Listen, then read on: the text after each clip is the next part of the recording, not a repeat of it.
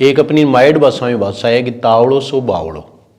Sanskrit department का school व्याख्याता का जो पेपर हुआ था उसमें आंसर की बहुत जल्दबाजी में कईयों ने बताई, तो उनके 8-7 प्रश्न हैं वो इससे मैच नहीं कर रहे हैं। हो सकता है कि वो सही हो, लेकिन आरपीएससी के आंसर की से मैच नहीं कर रहे हैं।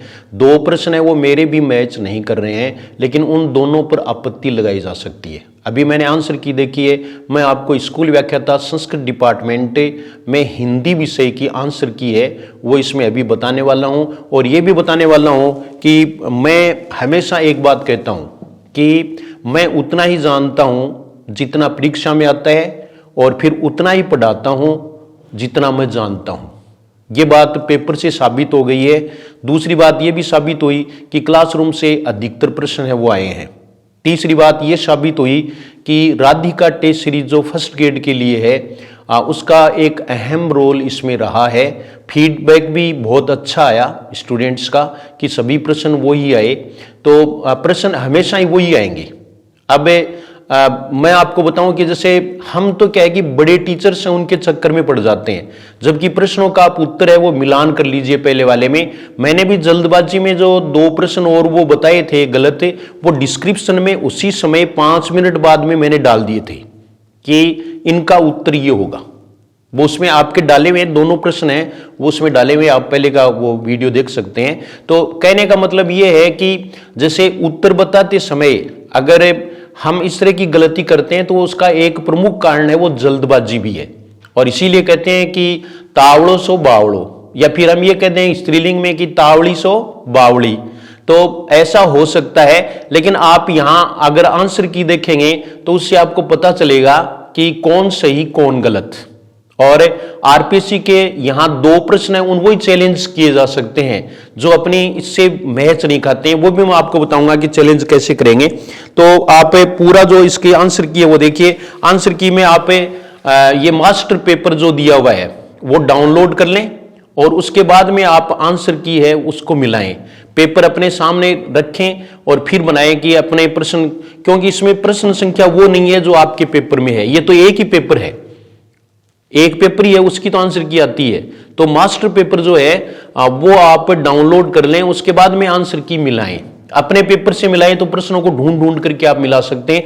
जहां जरूरत है वहां मैं विश्लेषण भी आपको बताऊंगा। तो ये देखिए आप पहला प्रश्न देखिए आप ये देखो, लेखक ने किस फूल को तपस्या में रत पार्वती के समान बताया है? तो चंपा को। प्रश्नों के उत्तर है वो जान लीजिए आप, क्योंकि इसमें विकल्प हैं वो भी इधर उधर हैं, इसलिए आपको जो है वो उत्तर बताना पड़ेगा। दूसरा प्रश्न देखो, लेखक के मतानुसार, मैं आपको सीधा उत्तर बताता हूं। दूसरे में जो उत्तर है वो सरसों के फूल को, तो ये कोई खास नहीं था। और तीसरा प्रश्न देखो, तीसरे प्रश्न में है प्रस्तुत गद्यांश में आम्र मंजरी से किस कवि के सौंदर्य बोध की तुलना की गई है? किस कवि के सौंदर्य बोध की तुलना की गई है? तो जयशंकर प्रसाद। यहां भी कोई दिक्कत नहीं थी।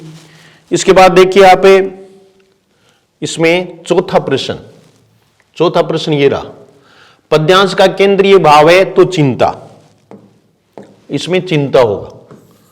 फिर देखो पद्यांश में नारी की स्थिति कैसी बताई गई है? तो नारी की स्थिति है वो चिंतनीय बताई गई है। 5 में है वो 1 नंबर है। फिर अगला प्रश्न देखो 6 का प्रश्न है वो है, कविता में रजत के टुकड़ों से कवि का क्या आशय है? रजत के टुकड़ों से क्या तात्पर्य है? तो इसमें लोभ लालच, रजत मानी चांदी, वैसे भी कॉमन सेंस से भी आप बिना पैसे के भी ये प्रश्न है वो कर सकते हैं। और उत्तर है वो मिलाते रहिए। देखो टाइम तो लगेगा, प्रश्न ज्यादा है। समाचार लेखन की उल्टा पिरामिड शैली के संबंध में असंगत कथन है। मैं सारे विकल्प नहीं पढ़ रहा हूं, इसलिए आपको देख देख करके बता रहा हूं।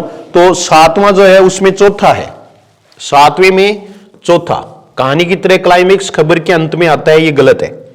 इंटरनेट पत्रकारिता के संबंध में असंगत है, तो इसमें तीसरा उत्तर है। जहां हम समय नहीं लगाएंगे, इसमें तीसरा उत्तर। अश्लीलता दुष्प्रचार, ये तो आजकल खूब चल रहा है। और फिर देखो 9 का प्रश्न, मुद्रित माध्यमों में लेखन गति विशेषताओं की दृष्टि से असंगत है, तो 9 में तीसरा माना है और तीसरा हमने माना था। यहां तक कोई भी किसी प्रकार की विसंगति है वो उत्तर तालिका में नहीं है। ये 9 प्रश्न हो गए हैं। मैं हट भी जाता हूं, आपको बताता रहता हूं। और उसके बाद में 9 के बाद में देखो प्रश्न संख्या 10, ये 10 का प्रश्न रहा। निम्नलिखित में से किसे कहानी का आवश्यक तत्व नहीं कहा जा सकता? तो असंभव कल्पना, असंभव कल्पना ही मानना है, असंभव कल्पना, ये 2 नंबर। किस कविता का पत्रकारिता से गहरा संबंध है? तो रिपोर्ट तो आज ही मानना है, यानी यहां ये सीधे प्रश्न है, इनमें कोई दिक्कत नहीं है। डायरी लेखन के संबंध में एक असंगत कथन है, तो दूसरा मानना है, इसमें 2 नंबर। इसमें व्यक्ति निरपेक्षता अधिक रहती है, तो ये इसमें उत्तर मानना है, सही है। अब ये देखो आप 13 का प्रश्न, 13 का प्रश्न है, इसमें आपत्ति लग सकती है लेकिन हमें सबूत ढूंढना पड़ेगा। अभिधा शब्द शक्ति का उदाहरण है, ये 14 का प्रश्न आ गया। 13 का प्रश्न देखो, 13 का प्रश्न ये देखिए आप, हरि के चढ़ते ही उड़े शब्द द्विज एक ही साथ, इस काव्य पंक्ति में निहित शब्द शक्ति है। इन्होंने उत्तर माना है व्यंजना।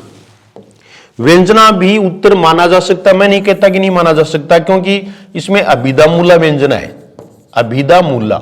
लेकिन ऐसा मानने पर पहले माना जा चुका है, पहला उत्तर है वो अभिधा होता है, ठीक है ना। यहां जो है वो इसमें और मिसअंडरस्टैंडिंग है आरपीसी के साथ। लेकिन आरपीसी के बारे में मैंने बताया ना कि आरपीसी वो शेर है, माने तो माने और नहीं माने तो इस तरह का प्रश्न हो गया ये। और कहीं अगर एकदम से ऐसा कैसा मिल जाएगा सबूत तो आपको बताएंगे, और ये वास्तव में ये होना चाहिए। वैसे ये संदिग्ध प्रश्न है, क्योंकि इसमें अभिधा मूला व्यंजना है, तो इन्होंने व्यंजना मान लिया।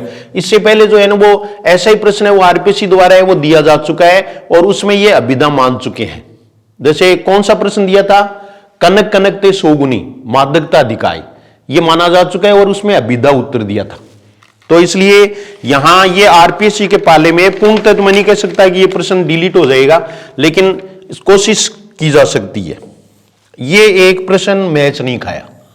दूसरा देखो 14 का प्रश्न देखिए, तालाब में कमल खिल गया, ये अभिधा का उदाहरण है, तो सरल था और प्रश्न हो गया। में से लक्षणा में होता है, मुख्यार्थ में बाधा होती है, ये भी सही है, 2 नंबर। फिर यमक अलंकार का उदाहरण है, यों पर्दे की इज्जत परदेसी के हाथ बिकानी थी। ऐसे कैसे उदाहरण आपको बताए हुए हैं। और फिर अगला प्रश्न देखो 16 के बाद में 17 का, उपमा अलंकार की विशेषताओं के संबंध में असंगत कथन है, तो यह सादृश्य विधान वाला है। 17 में देखो 3 का, तो जिन शब्दों के साधारण धर्म नहीं कहते उनको वाचक कहते हैं, उनका नाम क्या है? वाचक है। जैसे सा, जैसा, जैसी, ये समान, सदृश। इसके बाद में 18 का प्रश्न, जहां गांठ तहां रस नहीं, ये सीधा साई श्लेष प्रश्न अलंकार है, सीधा आपको उदाहरण लिखवाया हुआ है, श्लेष। फिर देखिए उत्प्रेक्षा अलंकार के संबंध में असंगत है, 19 का प्रश्न। उत्प्रेक्षा अलंकार में उपमेय उत्कट या प्रधान उपमान गौण होता है, तो ये भी सीधा प्रश्न था, 2 का, 19 में 2। फिर अगला देखो, किस अलंकार में उपमेय में उपमान का अभेद आरोप किया जाता है? ये रूपक है और रूपक ही इन्होंने मानना है, ये भी सही है, ये रूपक। इसके बाद में देखो हरिगीति का छंद के विषय में सही नहीं है, तो ये देखिए चरण के अंत में गुरु लघु, ये बल्कि ये क्या है? लघु गुरु है, तो ये भी सही है। इसके बाद में देखो 22 का प्रश्न, 22 का प्रश्न ये रहा, जगत जनाई जी ही सकल, ये बीच में से दिया था प्रश्न, थोड़ा सा टिपिकल था। और ज्यों आंखन सब देखिए, आंखें न देखी जाई, ये उस समय बहुत सारे ने बताने, गूगल भी उत्प्रेक्षा बता रहा है, लेकिन मैंने आपको डिस्क्रिप्शन में डाल दिया और क्लास में और करवाया हुआ मेरा कि ये उदाहरण अलंकार है। अभी जो है वो आप कुछ है वो कमेंट भी कर सकते हैं। तो ये उदाहरण अलंकार का उदाहरण है 22 वाला, ये उत्प्रेक्षा का उदाहरण नहीं है। ये देखिए आप मिलान कर लीजिए, पहले वाले देख लो आप अपने, तो इसमें किसी प्रकार का कोई संशय नहीं है। और 23 का है, इसमें रोला छंद है ही, ये भी कोई दिक्कत नहीं है। और 24 का प्रश्न है, कौन सा विकल्प असंगत है? तो असंगत है वो 24 में देखो, 2 मात्रिक अर्ध सम छंद है, तो संगत कौन सा है? यही है, अर्ध सम।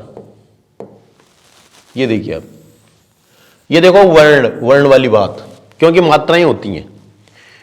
और उसके बाद में 25 है, उसमें 3 है, 25 में 3,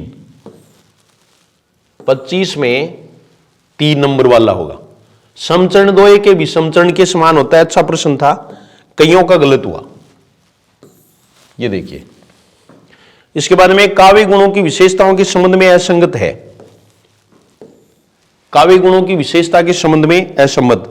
26 का प्रश्न, ये 3 का मैं इसलिए बता रहा हूं आपको कि ज्यादा टाइम नहीं लगे। और फिर है 27 का प्रश्न। 27 में देखो, हृदय में उत्साह है, तो ये ओज गुण की बात है ही, यहां भी ये सिंपल प्रश्न है। फिर देखिए 28 का प्रश्न, 28 में रौद्र रस के संचारी भाव हैं, तो ये एक मैंने ये चेंज किया था, एक तो उदाहरण वाला चेंज किया था, एक ये चेंज किया था। ये ऐसा कैसा है, वो इसमें किताब में लिखा हुआ है, उसमें से ये प्रश्न है वो उठाया हुआ है, तो और ये है भी सही। चपलता, उग्रता, गर्व, अमरस, यानी ये 2 नंबर, ये 2 नंबर होगा। और उसके बाद मेरे को 29 का प्रश्न, तो 19 में अखंड और ये विश्वनाथ बताते हैं, ये कौन सा होगा, विश्वनाथ, इसमें विश्वनाथ। ये स्वयं इतने प्रबल होते हैं कि मित्र या शत्रु भाव इन्हें न तो आत्मसात करते और न दबा सकते, ये स्थायी भाव होते हैं। तो यहां ये स्थायी भाव होगा, यानी 30 में 1 होगा। फिर इसके बाद में देखो 31 का प्रश्न, 31 का प्रश्न ये रहा, रसानुभूति। ये देखिए आप पहले की वीडियोस देख लो चाहे आप। रसानुभूति या रसास्वादन की सूचना किससे प्राप्त होती है, तो अनुभव से प्राप्त होती है। ये स्थायी भाव कैसे होगा, जैसे मैंने तो वो ये देखा था, तो उसमें स्थायी भाव बता रखा है कईयों ने, तो वो गलत है, अनुभाव होगा। ये सीधा था प्रश्न। और फिर देखो ये 32 का सीधा है, रस तुर्य आचार्य शंकुक द्वारा दी गई व्याख्या, ये अनुमितिवाद, 3 नंबर। 32 में इसमें भी 3 ही मानना है। फिर देखो 32 के बाद में 33 का, रामचंद्र शुक्ल ने अपने काल विभाजन में वीरगाथा काल का प्रारंभिक समय क्या माना, तो इसमें ईस्वी दे रखा है, और ईस्वी में ये सीधा प्रश्न था।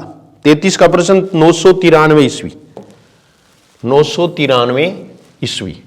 हिंदी साहित्य के इतिहास लेखन की परंपरा कौन सा ग्रंथ कालक्रम में सबसे पहले लिखा गया, तो मॉडर्न वर्नाक्युलर, ये सबसे पहले लिखा गया 1889 में। फिर आगे देखो, हिंदी साहित्य का अतीत के लेखक हैं विश्वनाथ प्रसाद मिश्र, तो ये भी सरल था और सब बताए हुए प्रश्न है। रचना और रचनाकार की दृष्टि से सुमेलित नहीं है, तो इसमें हिंदी साहित्य का वैज्ञानिक इतिहास, आलोचना वाला देखो आई गया, दूसरा इतिहास आई गया। वैज्ञानिक इतिहास है वो नंदुलारे वाजपेयी का नहीं है। वैज्ञानिक सबसे बड़े कौन है, गणपति चंद्र गुप्त, तो ये गणपति चंद्र गुप्त का था। इसके बाद में अगला प्रश्न देखो 36 के बाद में 37, राहुल सांकृत्यायन ने हिंदी का प्रथम कवि किसे माना, तो श्रेयपाद को। श्रेयपा मान लो चाहे श्रेयपाद मान लो, ये कितने का प्रश्न है, 37 का प्रश्न है। तो 37 का प्रश्न है, इसमें श्रेयपाद ये हो जाएगा। फिर भाषा की परीक्षा करके देखते हैं, तो वह साहित्यिक नहीं है, राजस्थानी है। तो किस ग्रंथ की भाषा के बारे में कहा था, ये भी सामान्य प्रश्न है, बिसलदेव रासो, बिसलदेव रासो। उसके बाद में देखो 39 का प्रश्न, यानी 39 का प्रश्न देखिए, तो 39 का प्रश्न यहां है, ये रहा। काल विभागों, आचार्य शुक्ल ने अपने साहित्य इतिहास में काल विभागों के नामकरण का आधार किसे माना है, तो ये बिल्कुल सही है, किसी विशेष ढंग की रचनाओं की प्रचुरता और प्रसिद्धि, यानी चौथा होगा इसमें, ये चौथा।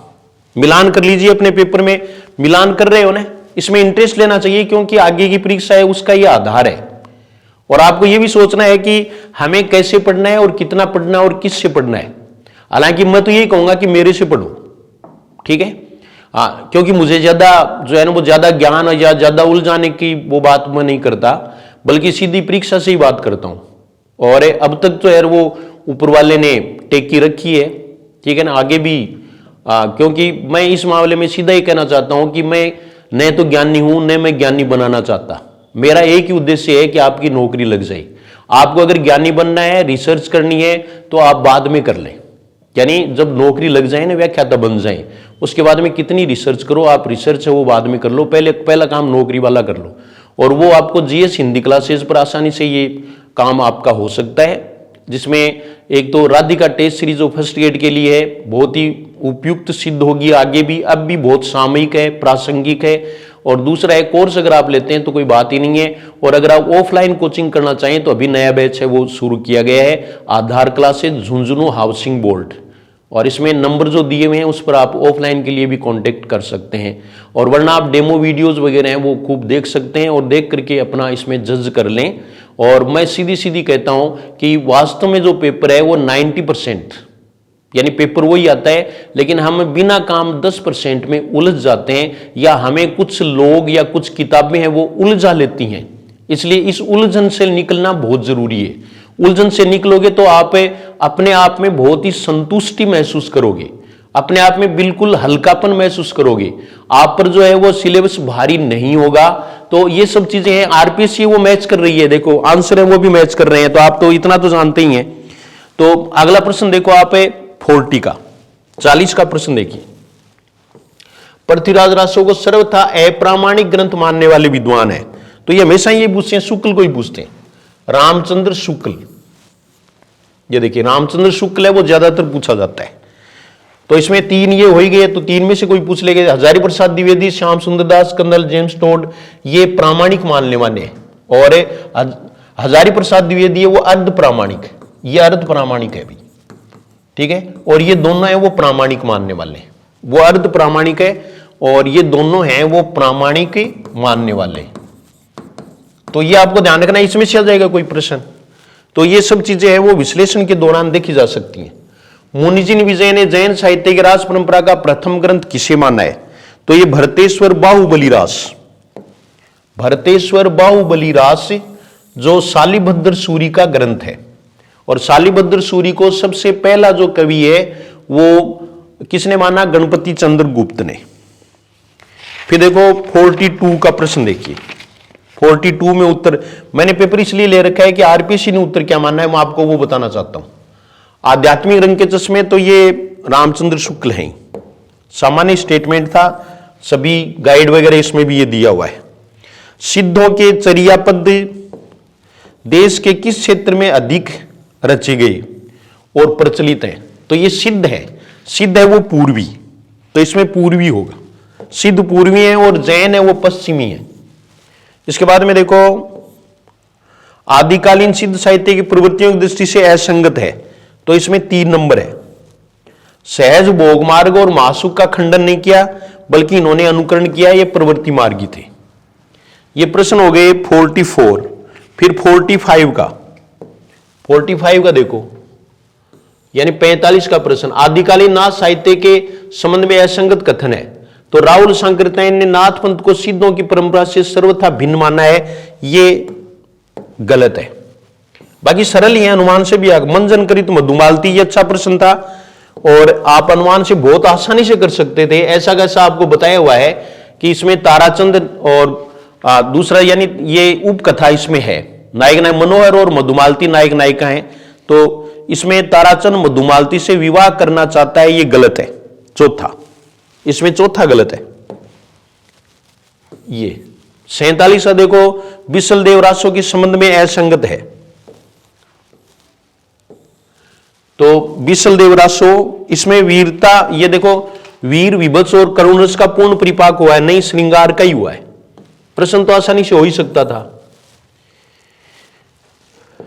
फिर एक चीज आपको और ध्यान में करनी है, जिसका राधिका टेस्ट सीरीज में पूरा ध्यान रखा गया है और पढ़ाते समय भी पूरा ध्यान रखा गया है। देखो फर्स्ट ग्रेड है ना, उसमें कुछ कवि दे रखे हैं। तो देखो बिसल देव रासो है ना, इस पर प्रश्न आया क्योंकि नरपति नालय और चंदवरदाई ये 2 प्रसिद्ध कवि उसमें आपको विशेष रूप से पढ़ना है। तो विशेष रूप से जिनके बारे में पढ़ना है उन पर प्रश्न आए हैं। फिर ये देखो आप इस रूप में इस कहानी का पुरवार तो बिल्कुल कल्पित है, ये रामचंद्र शुक्ल का कथन है। 48 में रामचंद्र शुक्ल। फिर है 49, अंगवधू शीर्षक कृति में किसने संकलित किया? तो रजब जी ने, यह भी सामान्य प्रश्न था। और फिर देखो सुमेलित नहीं है, तो सुमेलित नहीं है, इसमें हित हरिवंश है, वल्लभ संप्रदाय। वल्लभ संप्रदाय, हित हरिवंश, ये और इसमें सुमेलित नहीं है। हित हरिवंश, वल्लभ संप्रदाय। और फिर देखो आप दादू पंथ के अंतर्गत मुख्य साधकों में नहीं है, तो दादू में जो है वो सीधा सीधा प्रश्न है, मलुकदास नहीं है, मलुकदास नहीं। और इसके बाद में देखो आप नंददास कृत रसमंजरी, इनमें से किससे प्रभावित है, यह भी सामान्य प्रश्न था। और इसमें भानुदत्त कृत रसमंजरी, भानुदत्त कृत रसमंजरी 2 नंबर वाला, इससे प्रभावित है, भानुदत्त कृत रसमंजरी से। फिर है 53 का प्रश्न, ये यहां थोड़ी गड़बड़ हुई, मीरा के संबंध में असंगत है, हालांकि इसमें उत्तर में ये चीज है वो इन्होंने ये माना है, आराध्य केवल सगुण साकार गोपी वल्लभ श्री कृष्ण है, जबकि इनके हैं वो गोपाल कृष्ण है, इनके जो है वो गोपी वल्लभ नहीं बल्कि गोपाल है। ठीक है, ये हम मान सकते हैं। लेकिन ये देखो आप कि मुख्यतः दैन्य, तो मुख्यतः दैन्य को इन्होंने पहले लिया, तो मुख्यतः दैन्य नहीं है, माधुर्य और कांत है। दैन्य है, मैंने उस समय भी बताया था कि दैन्य भी है, तो ये उत्तर किसी किताब से उन्होंने लिया ना, वही उत्तर मान लिया, तो यहां सस्पेंस हो सकता है, इस पर भी यानी ये प्रश्न है वो डिलीट करवाया जा सकता है। ये दोनों ही मैंने आपको उत्तर है वो इधर उधर बताए थे और दोनों ही सस्पेक्टेड है, ये दोनों ही सस्पेक्टेड हैं, आप देखना। फिर है आचार्य रामचंद्र शुक्ल के मतानुसार सूरसागर का सबसे मर्म स्पर्शी और वाग्दत्त, तो ये भ्रमर गीत, सामान्य प्रश्न था, भ्रमर गीत। फिर देखो 45, तो 45 में सीधा है, ये कथन है और ये भिखारीदास का है, आगे के सुकवि रीजई, ये भिखारीदास। फिर अगला देखो अलंकार निरूपक ग्रंथ है, तो अलंकार निरूपक है वो ललित ललाम है 56 में 4 का उत्तर मिला तो रहे होने। आपको अपने प्रश्न पत्र में उत्तर ढूंढने में थोड़ा, प्रश्न ढूंढने में थोड़ा सा टाइम लगेगा, वैसे तो अब तक याद हो गए होंगे आपको, तो ज्यादा दिक्कत नहीं है। इसका एक एक दोहा हिंदी साहित्य में एक एक रत्न माना जाता है। ये आचार्य रामचंद्र शुक्ल ने बिहारी सत्सी के बारे में कहा, सामान्य प्रश्न है, कॉमन प्रश्न। और उसके बाद में देखो आचार्य केशवदास ने कवि शिक्षा हेतु किस ग्रंथ की रचना की, तो कवि प्रिया की, यह भी सीधा है। फिर इसमें देखो राम भक्ति शाखा के कवियों में शामिल नहीं है, तो ये स्वामी हरिदास, राम भक्ति शाखा के कवियों में शामिल नहीं है स्वामी हरिदास, हरिदास है वो इसमें शामिल नहीं है। और गोविंद गोस्वामी विठलनाथ ने शोकार्त होकर किसके संबंध में ये कहा, तो ये सूरदास के बारे में कहा, यह भी सही है। फिर अगला देखो, अगला प्रश्न है, इसका एक एक दोहा हिंदी साहित्य में एक एक रत्न माना जाता है, ये तो हो ही गया, माना जाता। आचार्य शुक्ल का ये कथन किस रचना के संबंध में है, तो ये बिहारी सत्सी हो ही गया।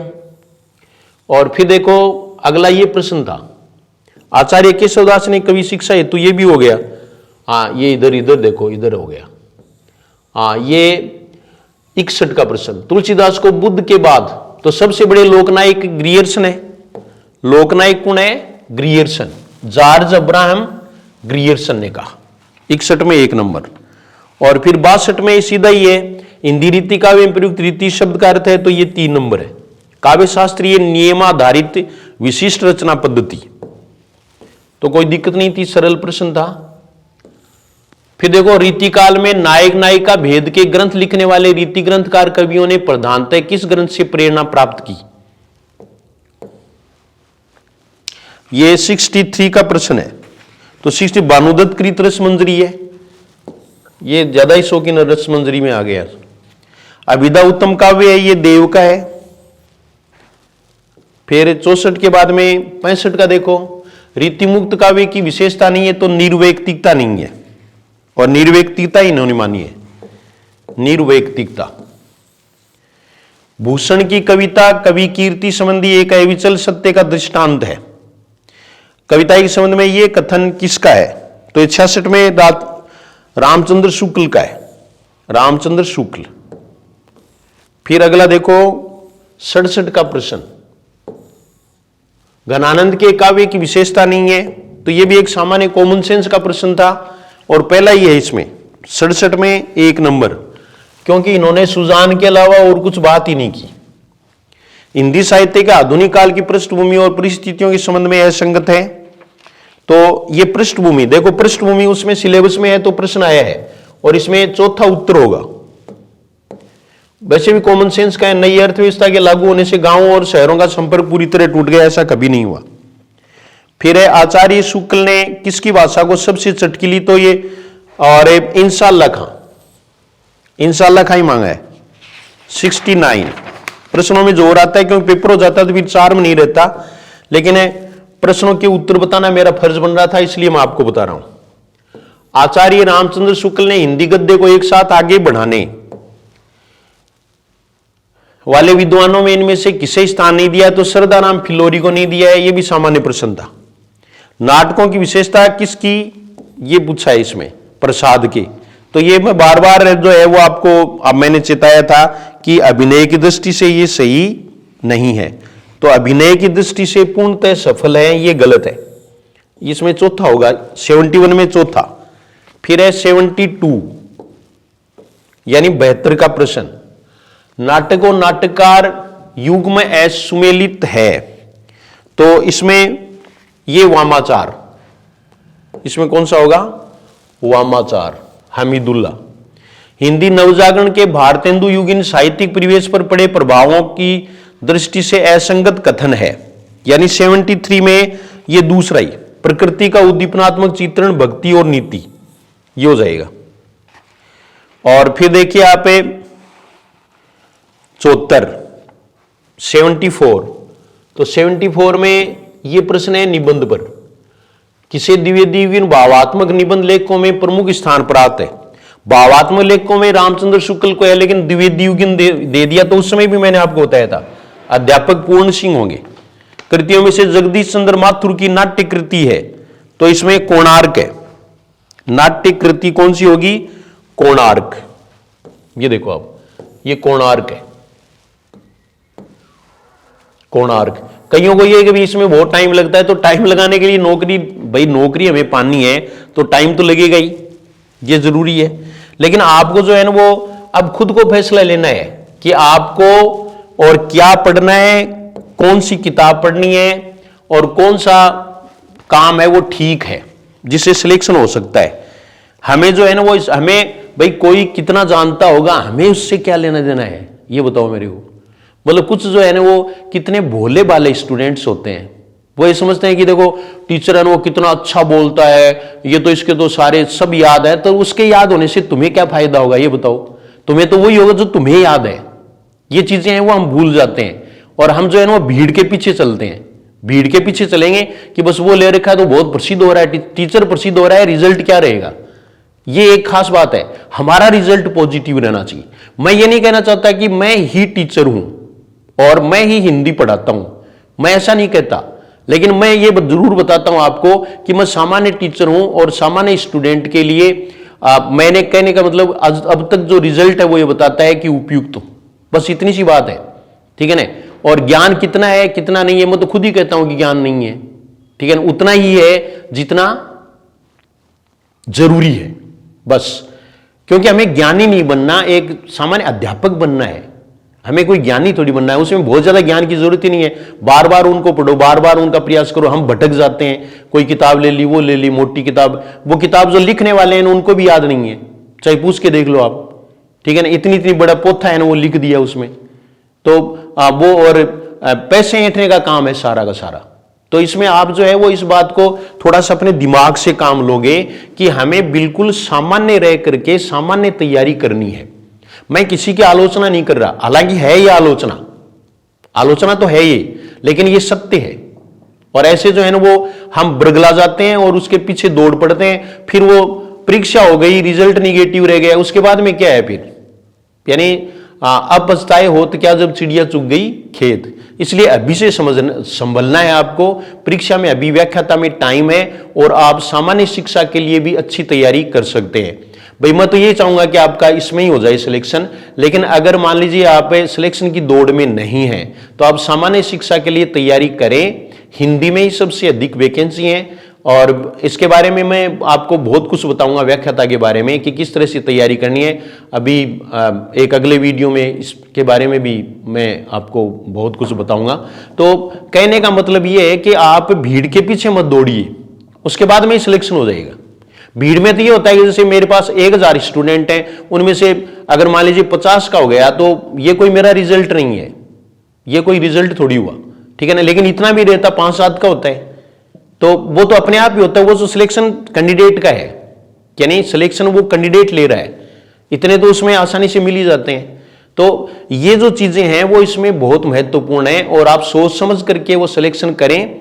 जीएस हिंदी क्लासेज को एक तो आप ऐप को डाउनलोड कर लें, ये चैनल है वो सब्सक्राइब कर लें। हिंदी के लिए आप विशेष रूप से इसमें देखें। साइकोलॉजी के लिए भी अशोक पारिक सर का जो है इसमें दिया हुआ है कोर्स, वो आप परचेज कर सकते हैं, देख सकते हैं। तो ये चीजें हैं वो महत्वपूर्ण है। अब इसके बाद में देखो ये 75 का प्रश्न हो गया।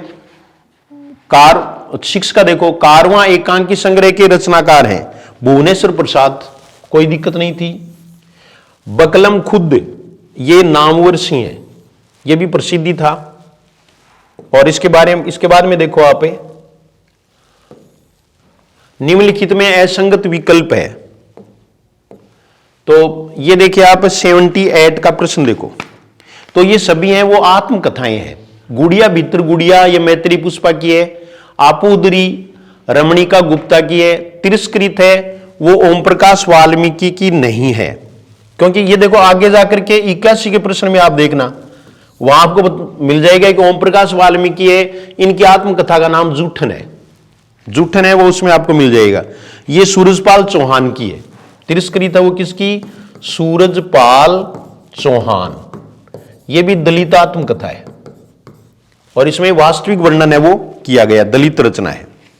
फिर 79 है निम्नलिखित में मनोविश्लेषणवादी उपन्यासकार, तो ये सामान्यतः मनमथ नाथ गुप्त, ये इसमें नहीं है।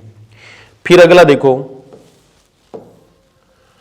उपन्यास और उपन्यासकारों की दृष्टि से कौन सा विकल्प सुमेलित है? सुमेलित है 80 का प्रश्न, तो इसमें नीला चांद शिव प्रसाद सिंह है, ये सुमेलित है। अनामदास का पोता है वो हजारी प्रसाद द्विवेदी का है। धूर्त रसिकलाल है, ये राधा कृष्ण दास का नहीं है, लज्जाराम मेहता का है। और जहाज का पंछी सब जानते हैं इलाचंद्र जोशी, जहाज का पंछी है वो किसका है, इलाचंद्र जोशी का है, इलाचंद्र जोशी। और धूर्त रसिकलाल है ये लज्जाराम मेहता, लज्जाराम मेहता। और फिर 81 में देखो, आत्मकथा विधा की रचना नहीं है, तो अन्य से अनन्य है, सहचर्य समय ये भी है, जूठन है ही, अनलपाखी नहीं है, ये जीवनी है, ये जो है वो अनलपाखी है, वो जीवनी है, ये आपको ध्यान में रखना है। और ये नामवर सिंह की जीवनी है, नामवर सिंह की जीवनी, अनलपाखी नामवर सिंह की जीवनी है। फिर देखो 82 का प्रश्न है, 82, तो ये 82 रहा। किस काव्य धारा ने सर्वप्रथम यथार्थवाद, तो ये प्रगतिवाद है, ये प्रगतिवाद। कवि और काव्य रचना की दृष्टि से असंगत विकल्प है, तो ये पहला ही है नागार्जुन, ये नागार्जुन नहीं, उस जनपद का कवि हूं ये त्रिलोचन, त्रिलोचन। तुम्हें सौंपता हूं ये त्रिलोचन की रचनाएं। फिर इसके बाद में 84, छायावादी काव्य के संबंध में असंगत है, सामान्य प्रश्न है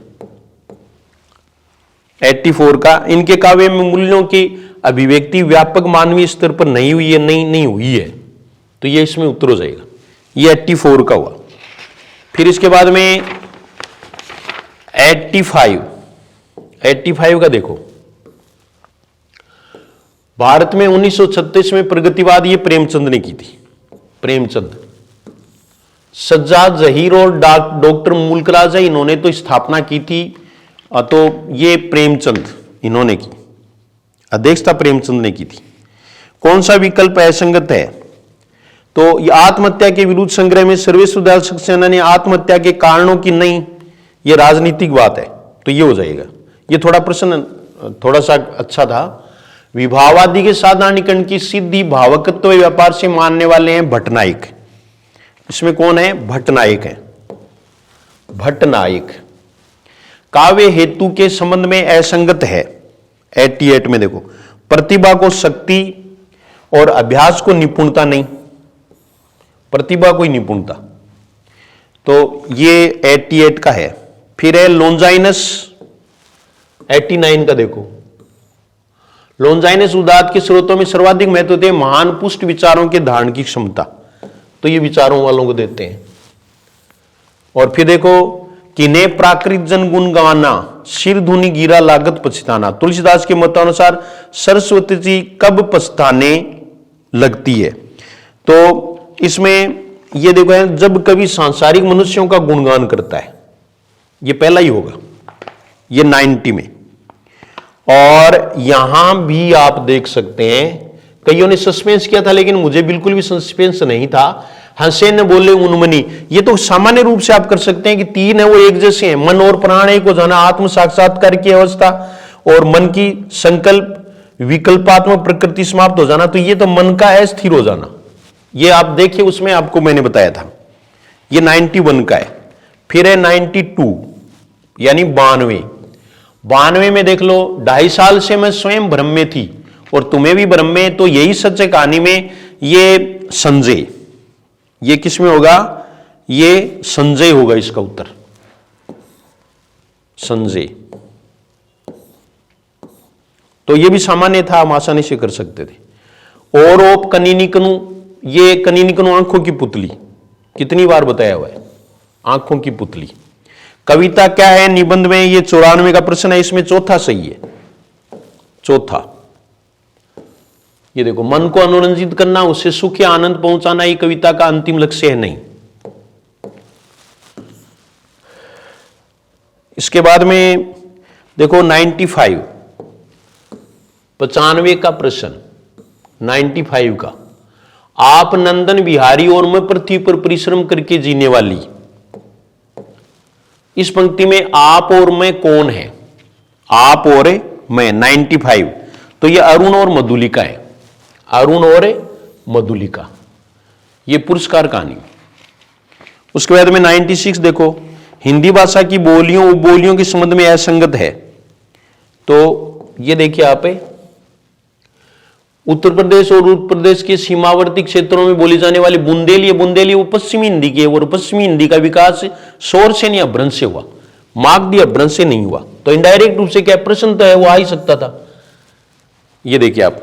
फिर है 97, नागरी लिपि का दोष माना जाए एक ध्वनि के लिए एक से अधिक चिन्ह है, जैसे से वाले 3 अधिक हैं, वही इन्होंने टारगेट बनाया। हालांकि इसमें कोई ज्यादा तंत्र नहीं है प्रश्न में। परिउपसर्ग से प्रत्यक्ष निर्मित नहीं है, तो प्रत्यक्ष है, परिउपसर्ग से निर्मित नहीं है, प्रत्यक्ष, इसमें प्रत्युपसर्ग है। यह सामान्य प्रश्न है। इसके बाद में आप देख सकते हैं अक्षोहिणी शब्द का सही विच्छेद, अक्ष जोड़ ऊहिनी, अक्ष जोड़ ऊहिनी, 4 नंबर। कि सामासिक पद का सही विग्रह नहीं हुआ है, तो पहला यह इसमें रण से विमुख, विमुख होने पर हमेशा से आएगा अपादान। प्रउपसर्ग से निर्मित शब्द नहीं है, तो इसमें प्रत्युपकार नहीं है, इसमें प्रति है। ये इजी प्रश्न पूछे हैं। प्रत्येक योग से बना विशेषण शब्द है कुलीन, इसमें भी देखें क्या माना है, कुलीन ही माना है। और फिर अगला देखो आप, पर्यायवाची शब्दों की दृष्टि से कौन सा विकल्प असंगत है? तो ये सूर्य मयूख, मयूख है वो किरण, उसमें आपको बता दिया था ये मयूख किरण, प्रभा प्रकाश, मगवा इंद्र, अर्णव सागर, अलग अलग है, तो ये उत्तर हो जाएगा। किस विकल्प में विलोम शब्द युग्म है? तो अज्ञ और विज्ञ है। बाकी देखो अथ का आरंभ नहीं होता, दोनों पर्याय, अथ का इति होता है, उपेक्षा का अपेक्षा होता है, ईश्वर का अनीश्वर या भक्त भी हो सकता है। और सैंधववाजी और घोटक किसके पर्यायवाची शब्द हैं? अश्व के। यानी व्याकरण है वो सरल पूछा गया है। गुरु शब्द का अर्थ नहीं है तो गुच्छ नहीं है, इसमें भी क्या माना है? 106 में गुच्छ ही माना है। तो कहीं कोई और दिक्कत नहीं है, दो प्रश्नों की दिक्कत है बस, और वो दो प्रश्नों में भी कोई पुख्ता सबूत है नहीं, इसलिए उनके पीछे नहीं पड़ना है। किस विकल्प में समश्रुत भिन्नार्थक शब्द युग्म का अर्थ भेद सुसंगत नहीं है? तो ये द्वीप और द्वीप का नहीं है, ये उल्टे हैं। ये द्वीप है वो हाथी और ये द्वीप टापू। पहले वाले स्टूडेंट हैं वो अच्छी तरह से जानते हैं कि मैंने कैसे बताया था ये कि टापू और हाथी अर्थ होता है तो कितना ही बड़ा हो चाहे हाथी फिर भी टापू से छोटा ही है, ठीक है ना। तो बड़ी जो मात्रा है वो टापू वाली होगी, छोटी मात्रा है वो हाथी वाली होगी। और ये प्रश्न है वो इसमें पूछा गया है, औरों की जरूरत ही नहीं थी विकल्प की। और एक आप कमेंट कम करते हैं, कमेंट है वो जरूर करें कि प्रश्न आए या नहीं आए, आप कमेंट करें। पहले भी कर दिए वैसे कमेंट आपने, लेकिन आज ये फाइनल है, फाइनल शो आज ही है। यानी आरपीएससी उत्तर माने प्रभाव तो उसका पड़ेगा ना, मेरे मानने से या किसी और के मानने से कुछ नहीं होगा। असंभव कार्य करना तो आकाश के तारे तोड़ना, यह सामान्य प्रश्न था। जिज्ञासा जीतने की इच्छा को कहते हैं। जिज्ञासा किसको कहते हैं? जीतने की इच्छा, जीतने की इच्छा जिज्ञासा। इसके बाद में अगला प्रश्न देखो, 110 का प्रश्न, 110 प्रश्न संख्या 110। ये किस विकल्प में सभी शब्द वर्तनी की दृष्टि से शुद्ध हैं? तो इसमें देखो मिष्टान सही है, साप भी सही है, निरवलंब और अतिथि ये सही है। बाकी आपको बताया था द्वारका सही है, मैथिली सही नहीं है, थी छोटी ली बड़ी आएगी, महात्म्य सही नहीं है, मां होगा, अहल्या सही है, पूजनीय सही है, प्रशंसा सही है, लेकिन ये मध्याह्न सही नहीं है। मध्याह्न है वो कैसे लिखेंगे? ऐसे लिखेंगे। और ये अंतर्धान होता है, अंतर्धान। युधिष्ठिर सही है, अंत्याक्षरी सही है, पारितोषिक में एक ही मात्रा आएगी ऊपर, और प्रज्वलित में एक ही आधा जाएगा, प्रज्वलित। यह आपको ध्यान रखना है। वर्तनी की दृष्टि से अशुभ शब्द है तो घनिष्ठ, यह इसमें ठे आएगा, बाकी के सही है। 112 का प्रश्न है वो देखो, 112 में ये केंद्रीकरण, तो केंद्रीकरण सही है, केंद्रीयकरण नहीं होता। इकट्ठा इसमें ट और ठा आएगा, अभ्यस्त में थ के स्थान पर तय होगा, और आजीविका में ये वी की मात्रा आएगी, ये इसमें गलतियां हैं। फिर 113 का प्रश्न, शुद्ध वाक्य का चयन कीजिए। उसने साहित्य और जीवन का घोर संबंध नहीं, घनिष्ठ संबंध है, और वे दान देने में विकट रूप से प्रसिद्ध है, विख्यात रूप से। उसने आग्रह पूर्वक कहा, यह सही है। वहां भारी भरकम यानी बहुत भीड़ जमा थी। फिर 114 का प्रश्न देखो, निम्नलिखित में अशुद्ध वाक्य है, निम्नलिखित में अशुद्ध वाक्य है। सब्जी कौन लाने गया है? यही सही है, सब्जी लाने कौन गया है। तो और यह शुद्ध वाक्य है, बाकी के सही हैं। शुद्ध वाक्य कौन सा है? अब शुद्ध पूछ लिया है, तो मैं आपके दर्शन करने आया हूं। चरखा चलना चाहिए, चलाना चाहिए, चरखा चलाना चाहिए, मुझसे यह काम संभव नहीं है, सकना नहीं आएगा संभव के साथ। मैं आपके दर्शन करने आया हूं, ये सही है। और ये कविता अनेकों भाव, तो अनेक भावों को प्रकट करती है, अनेकों नहीं होगा। परिपत्र की विशेषता नहीं है, परिपत्र की विशेषता नहीं है, तो ये देखिए आप इसमें चौथा होगा। किसी व्यक्ति विशेष को आदेश सबको दिया जाता है, उस समय भी आपको बताया था, तो ये सब के रूप में है, ये उत्तर हो जाएगा। तो ये प्रश्न हो गए 116। फिर देखो 117 का प्रश्न, अर्थशास्त्र के पत्र के संबंध में असंगत है। अर्थशास्त्र के पत्र के ये भी आप मिलान कर लीजिए। देखो इसमें जो है ना वो कईयों ने जो उत्तर है ना वो सेवा में लिखना पूर्णतः वर्जित होता है, इसको बताया है, ठीक है ना। सेवा में लिखना पूर्णतः वर्जित होता है, ये गलत बात है। और मैंने ये बताया था विषय और संदर्भ अवश्य लिखा जाता है, अवश्य नहीं लिखा जाता, ये लिखवाया हुआ और है मेरा।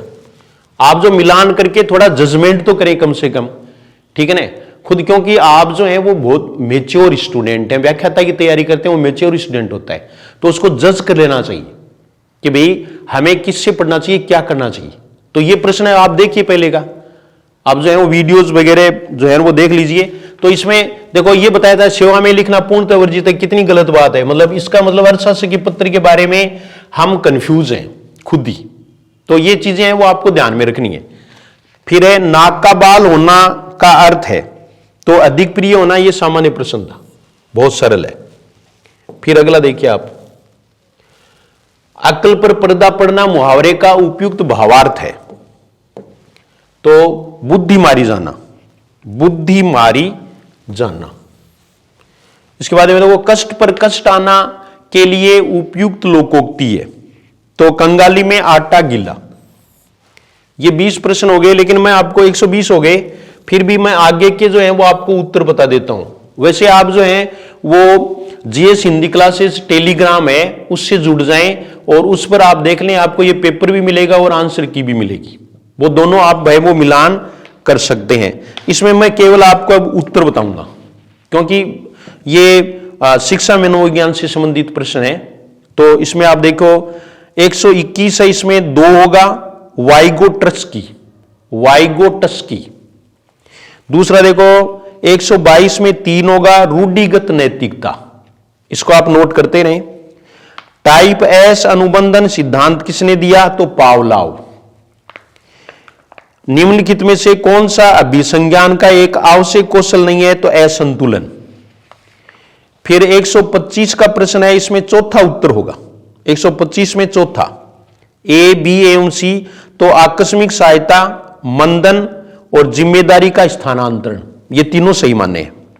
फिर 126 का प्रश्न है, इसमें अंतर्नोद होगा, अंतर्नोद। फिर 127 का प्रश्न है, उसमें क्षतिपूर्ति होगा, क्षतिपूर्ति, क्योंकि विकल्प तो इधर उधर हो जाते हैं, 3 का है इसमें। और फिर है किसे मानसिक स्वास्थ्य विज्ञान का प्रारंभ करने का श्रेय दिया जाता है, तो C.W. Bears, C.W. बियर्स है। फिर 129 का प्रश्न है, इसमें चारों सही हैं, संवेगों का प्रत्यक्षीकरण, संवेगों का उपयोग, संवेगों का अवबोधन और संवेगों का प्रबंधन। फिर 130 का प्रश्न है, कौन सा संवेगात्मक बुद्धिमत्ता से संबंधित नहीं है, तो संवेगों को अनदेखा करना, संवेगों को अनदेखा करना। फिर 131 का है, पूर्वाग्रह संप्रेषण में आने वाली बाधाओं में से किस प्रकार की बाधा का उदाहरण है, तो मनोवैज्ञानिक बाधा, मनोवैज्ञानिक बाधा।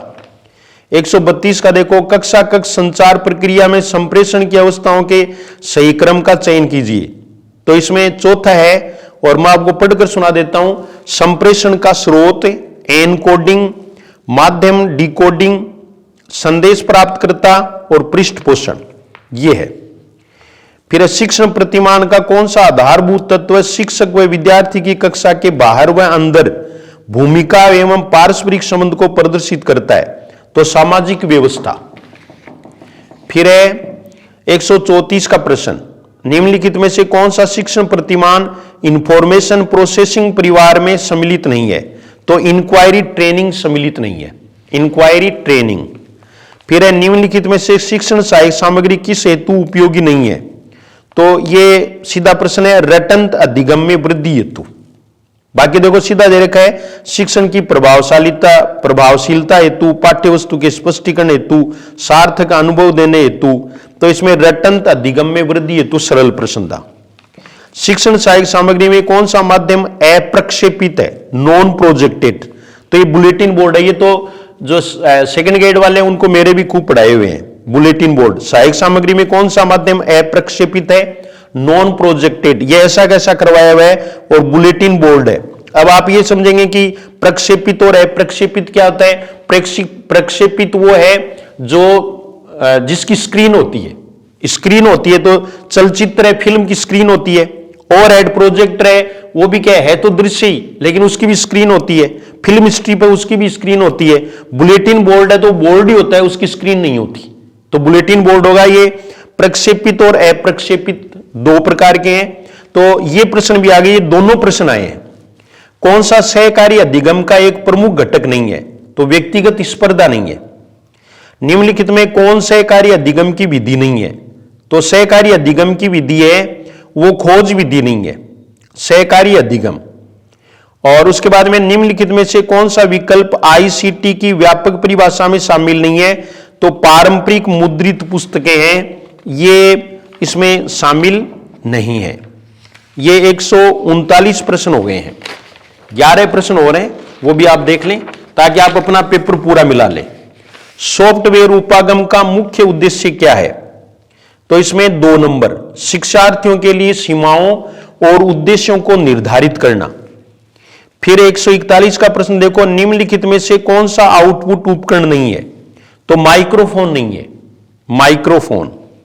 निम्नलिखित में से कौन से प्रणाली उपागम के मूलभूत समष्टि होते हैं? समष्टि का मतलब पैरामीटर होता है। तो इसमें ये देखिए आप, अदा, प्रक्रिया, प्रदा, ये 3 तो लगातार होते हैं। ये पर्यावरणीय संदर्भ इसमें एक्स्ट्रा जुड़ गया बस। फिर है प्रणाली उपागम की मूल अवधारणा निम्न में से किस विषय से ली गई है? तो ये जीव विज्ञान से ली गई है।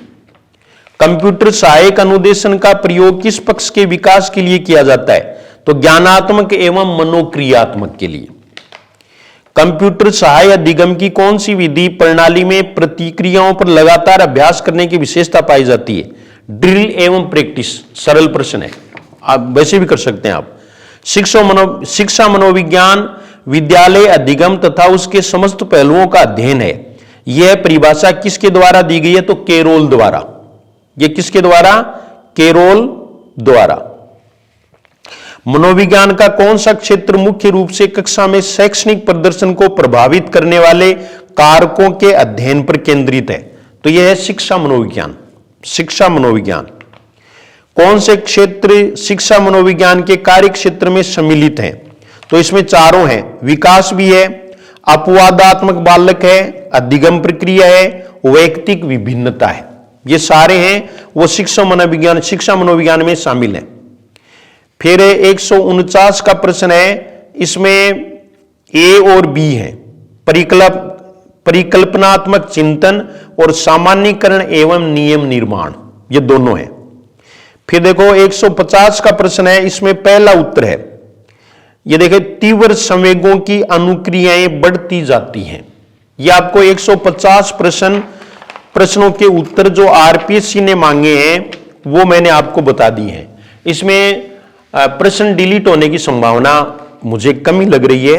2 प्रश्न जहां मतलब थोड़ा सा अवकाश हो सकता है वो मैंने आपको बता दिया। बाकी तो देखो ये आरपीएससी है, ये कईयों का सिलेक्शन है वो डिलीट होने से रुका हुआ है। पहले भी अगर प्रश्न डिलीट नहीं होते तो हम अच्छी स्थिति में होते, तो कुछ कहा नहीं जा सकता। बाकी इस पेपर में ज़्यादा गुंजाइश और है नहीं, और आपको ये सोचना है कि आपको अभी भी आप, यानी कहने का मतलब है अब भी बेटी बाप का ही है, अभी भी बहुत वक्त है। आप फर्स्ट ग्रेड के लिए तैयारी कर सकते हैं। सबसे सरल एग्जाम होती है टीचर्स में फर्स्ट ग्रेड वाली, जिससे लोग सबसे ज़्यादा डरते हैं। ये बहुत आसान है, एक निश्चित ट्रैक है, लेकिन ट्रैक जिसके समझ में आ गया उसको ही पता होती है।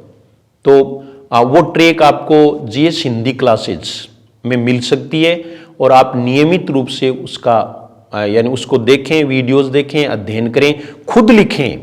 एक सबसे बड़ी समस्या क्या है कि सबका एक ही है कि हमें जो है ना वो इसके वो नहीं दिए लिखे हुए, क्या कहते हैं उनको, जो लिखा हुआ है उसको क्या हमें तो वो दिए ही नहीं हो रहे। अरे खुद लिखो, खुद लिखना है आपको। आप खुद लिखोगे तभी सक्सेस होगे। आप पीडीएफ से सक्सेस नहीं हो सकते कि हमें तो पीडीएफ मिला ही नहीं। तो पीडीएफ का क्या करना है, आपके सामने है, टीचर बोल रहा है क्लास में और आपको लिखना है। तो ये जो है ना, इतना जो है वो आप इतने प्रमादी न बने, इतने लेथार्जिक न बने, बल्कि खुद लिखें। मैं तो जीएस हिंदी क्लासेस में मेरे ऐप की बात बता रहा हूं कि आपको खुद को जो है ना वो लिखना है। अगर आप जब तक नहीं लिखोगे तब तक कुछ नहीं है, क्योंकि उसमें पीडीएफ में क्या है कि जैसे किसी स्टूडेंट वगैरह की ओर है तो उसमें गलतियां भी हो सकती हैं और चीजें हो सकती हैं, तो आप खुद लिखें आराम से, और लिख करके संतुष्टि भी होती है। देखो खुद जो है ना वो चबा चबा करके खाता है, उसका आनंद कुछ और है, लेकिन हम ये चाहते हैं कि चबा भी कोई और ही ले और बस हमें तो केवल निगलना और पेट मेरा भर जाए। तो ऐसा होना बहुत मुश्किल है। कभी ऊपर वाला कोई मेहरबानी हो जाए तो मैं नहीं कह सकता, बल्कि आपको इसमें पूरी ट्राई करनी है। तो आपने आरपीएससी के आंसर की है वो जान लिए, और उसमें यह भी जान लिया होगा कि किसके उत्तर कितने सही।